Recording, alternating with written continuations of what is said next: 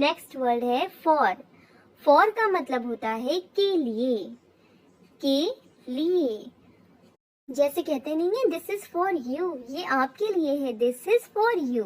उसी तरह से मैंने कहा राम के लिए पूछो, राम के लिए पूछो, तो पूछने की इंग्लिश होती है आस्क।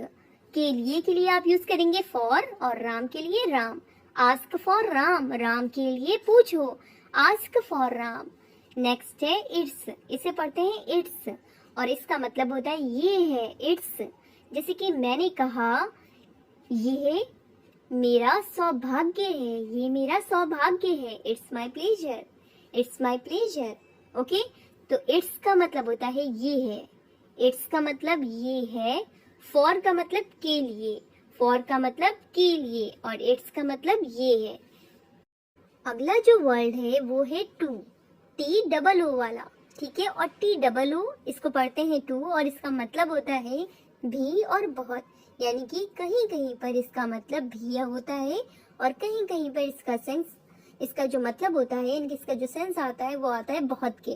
तो मैंने कहा मैं भी, किसी ने कहा मैं कल वहां गया था, तो मैंने कहा मैं भी, तो मैं भी के लिए मैं बोलूंगी मी टू, मी टू। यहाँ पे टू का मतलब आ रहा है भी। अगला है ये बहुत बड़ा है, मैंने कहा ये बहुत बड़ा है, तो मैं कहूंगी it is too big, it is too big. तो यहाँ पे टू का मतलब आ रहा है बहुत, ये बहुत बड़ा है, इट इज टू बिग। मैं भी, मी टू। तो आपने देखा टू का मतलब भी होता है और टू का मतलब बहुत भी होता है। ओके, अगला जो वर्ड है वो है बट। बट का मतलब होता है लेकिन। जैसे कि मैंने कहा लेकिन क्यों, सिंपल मैं बोल रही हूँ लेकिन क्यों, तो मैं बोलूंगी बट वाई, बट वाई। तो लेकिन की इंग्लिश होती है बट और क्यों के लिए मैंने बोला वाई, लेकिन क्यों, बट वाई। ओके, तो बट का मतलब लेकिन, टू का मतलब भी और बहुत, ये बहुत बड़ा है, इट इज टू बिग, लेकिन क्यों, बट वाई, मैं भी, मी टू। अगला जो वर्ड है वो है ऑफ। देखिए ऑफ में दो एफ है, ये एक है सिंपल ऑफ, उसका मतलब मैंने आपको बताया का, ठीक है।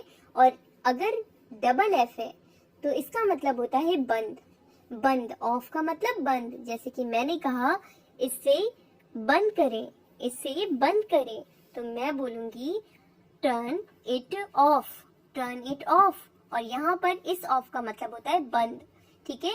टर्न इट ऑफ, इससे बंद करें, इसे बंद करें। तो ओ डबल एफ अगर है तो उसका मतलब बंद होगा और सिंपल अगर ओ एफ है तो उसका मतलब का होता है।